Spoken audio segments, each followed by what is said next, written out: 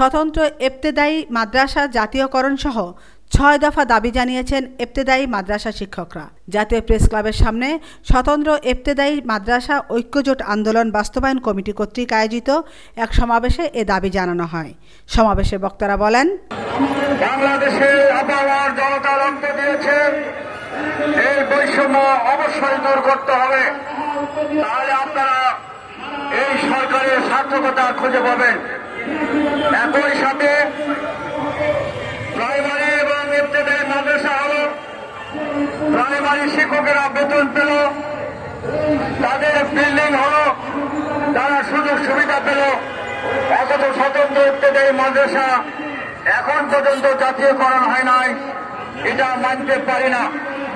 আমি সরকারের কাছে আহ্বান জানাতে চাই, এই 2025-এর জানুয়ারির মধ্যে আপনারা ঘোষণা দেবেন যে জাতীয়করণ হয়েছে ইবতেদায়ী মাদ্রাসা।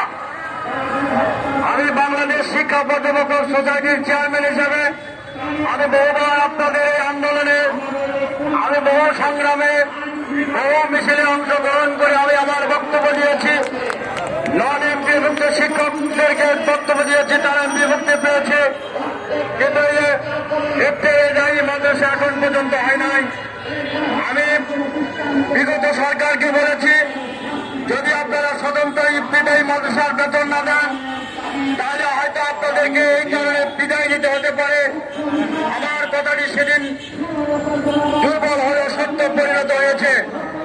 আমি এই সরকারকে আহ্বান জানাতে চাই, আপনারাও যদি স্বতন্ত্র ইবতেদায়ী মাদ্রাসার সাথে বৈষম্য করেন, তাদেরকে জাতীয়করণ যদি না করেন, তাহলে আপনাদেরকে বেয়াজ্জতিভাবে আপনাদেরকে বিদায় নিতে হবে। এটা বাংলাদেশ, এটা কারো দয়ার জন্য নয়। এই দেশের মুসলমানের ঈমান আকীদা রক্ষা করেছে ইবতেদায়ী মাদ্রাসার শিক্ষকেরা। আপনাদের জানাজা পড়াবে এরা, আপনাদের বিয়ে পড়ায় এরা। অতএব আপনার বিয়ে যদি শুদ্ধতা চান, শেষ জীবনেও যদি ভালো হতে চান, তাহলে আপনাদের ইবতেদায়ী মাদ্রাসার জাতীয়করণ করতে হবে। আমেনা ইসলাম, আজকের সংবাদ।